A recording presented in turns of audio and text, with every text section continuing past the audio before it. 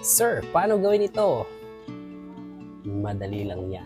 Dito meron na akong dinownload ko na yung picture na yun. Open natin. Double click. Ganyan. And then double click natin para ma-unlock at ma-gamit natin yung moving tool. Okay mo lang. And then so paste natin dito.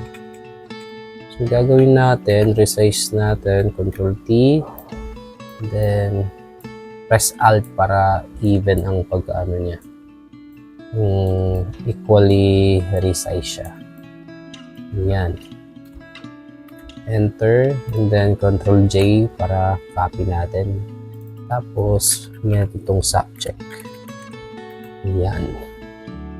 And then itong subject na to ay click natin itong quick selection tool. And then select mask natin ito. And then select subject. Yan. So pag na-select subject nyo yan, okay nyo lang. So kung mapapansin nyo, meron na tayong kopya nito. Diba? Lakihan natin. Yan. Yan. So meron na tayong kopya ng dalawa.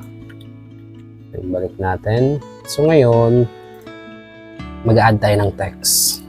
So, click natin, lagay natin confidence. Yan. So, Ctrl T lang natin, Alt pa rin, para ma-resize natin ng pantay. And then, pwede din natin i-shift. Yung ganyan. Para medyo, ano naman,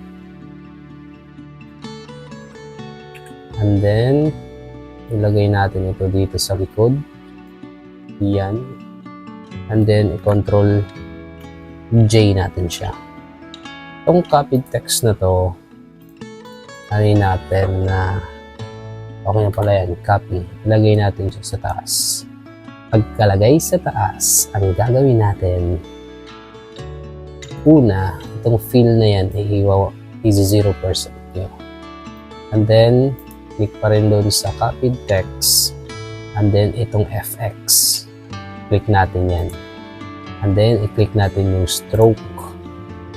And then, dito, naka 5, 1, 2, 3.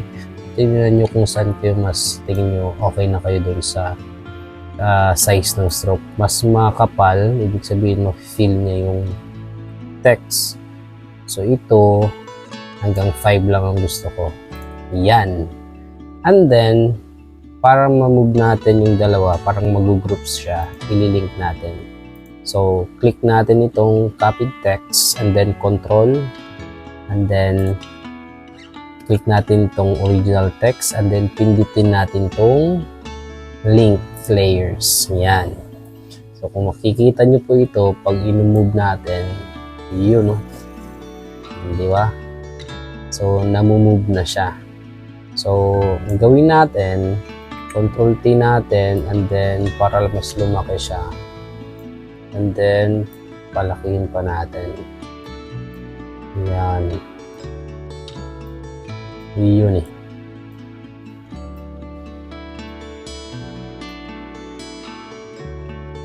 Ayun. O yan. Pwede na yan. So, export na natin. Sana may natutunan kayo. Follow for more.